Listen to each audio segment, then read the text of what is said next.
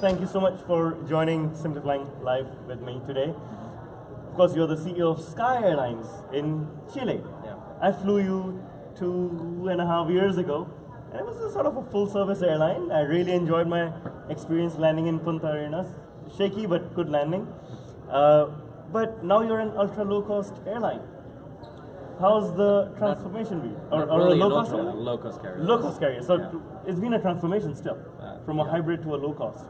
We used to be a full-service carrier, short haul, and we used to copy what we thought were the best practices of LATAM, but we didn't really realize that their business model was not aligned on what the customer wanted for the short haul. So that's when we decided to make the transition towards an LCC. What do you mean that's not what the customer wanted? Every customer wants full service. Yeah, but they want to pay the low fare. They want full service for the low fare. So you were flying domestic Chile only, or were you flying outside into Latin America, other countries as well? No, we were flying international also, but it was about 10% of our schedule only at that time. Right. And nowadays it's about 20% on international, so we're growing faster on international routes, but still everything within our range of the A320 family. Okay. How was the transition? What was the hardest thing about this change? The hardest thing, I think the first or the toughest part was actually to realize that we were doing a lot of things that didn't really add value to the customer, and that way we had to restructure the organization and increase productivity and reduce the staff somehow. So I think that was the hardest part. Well, give me an example. What was something that you were doing that you are no longer doing? This meal service at that time. It was we were providing full service meals. Hot meals? Hot meals? Hot meals on every flight. Wow. Regardless of 1 hour leg, 2 hour legs? 1 hour lag flight, you would get a full meal, including dessert, bread and salad and main course. Oh, so those airlines are rare these days. No, you cannot find those. And at that time, we probably thought that the meal was actually one of the reasons why people would fly with us. But it was 5% of our cost structure. So we decided to change 5%. 5% of the cost structure. And we asked our customers if they were willing to pay for the service they were getting, and only 20% said that they were willing to pay for the meal service. So we decided to get rid of the meal service for all the passengers and just sell it to the 20%. And so nowadays it's about 20-25% of the customers that fly with us that actually buy something on board, but the other ones are not paying for it. So we're able to reduce the cost, and that way reduce the fares also for the passengers. Tell me, did you really manage to reduce the fares, or no? We actually Chile, and there's public statistics about it, but the fares for domestic flights within Chile have dropped between 30 and 40% over the past 2 years since we implemented the LCC model. I got to come back and fly, because now since you implemented it, of course, LATAM responded by following the low-cost model for domestic Chile as well. Yeah. Right? Eliminating services. Do you think that's been more beneficial for them or for you? I think for the customer at the end. The customer is really the one that is benefiting out of it, and we did a big effort because we were the first one to launch the LCC model in Chile, and we did spend a lot of money for training the passengers to let them know what they would have to expect from different that we were serving before. How did you educate these passengers? Weren't they disappointed when you changed? No, we did a lot of communication through social networks. We created videos, and what was very easy to understand videos, and what was included in the light fares and the bundled fares, and how a passenger would have to buy a la carte some of the services that they would get for free before. So obviously the passenger didn't get the first check back anymore. They would have to pay for assigned seating and many other options that most of the airlines are selling nowadays. Right. So then about 3 months later, LATAM came out with the same proposal to the customer, and 2 months later, JetSmart started operating within Chile with basically the same proposal again. So at that time, all three major players within domestic market in Chile were offering a similar service to the customer, or a similar proposal at least. Looking at the future, competition is only rising.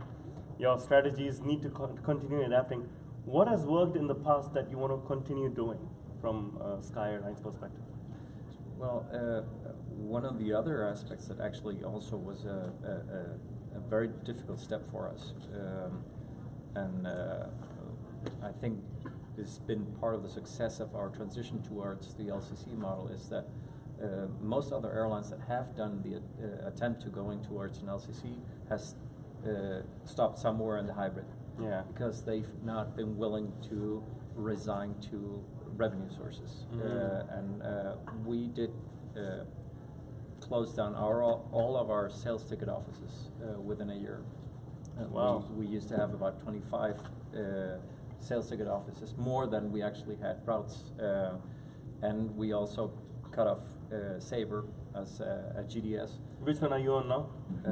Only with Amadeus as a GDS. And we also cut off all the interline agreements that we had. And didn't that result in revenue loss? You closing your sales offices and cutting off distribution? It was more than 40% of our revenue sources within a year.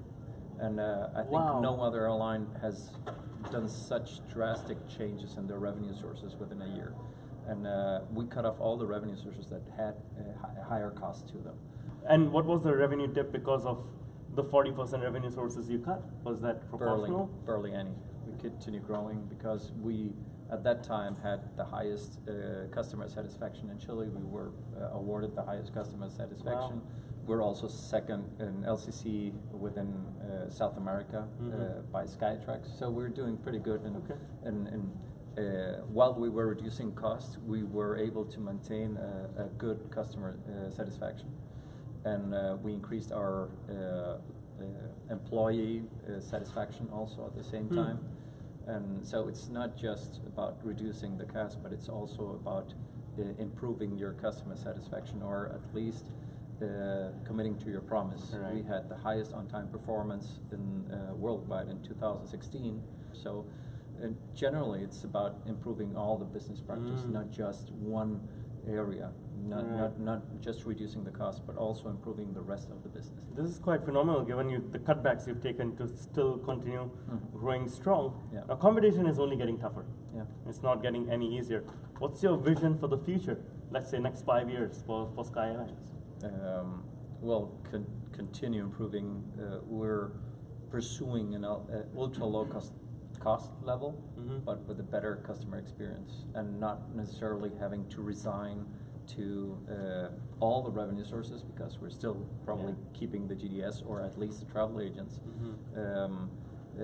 Technology will make a significant change. We're pushing towards self-service and automation, and not just in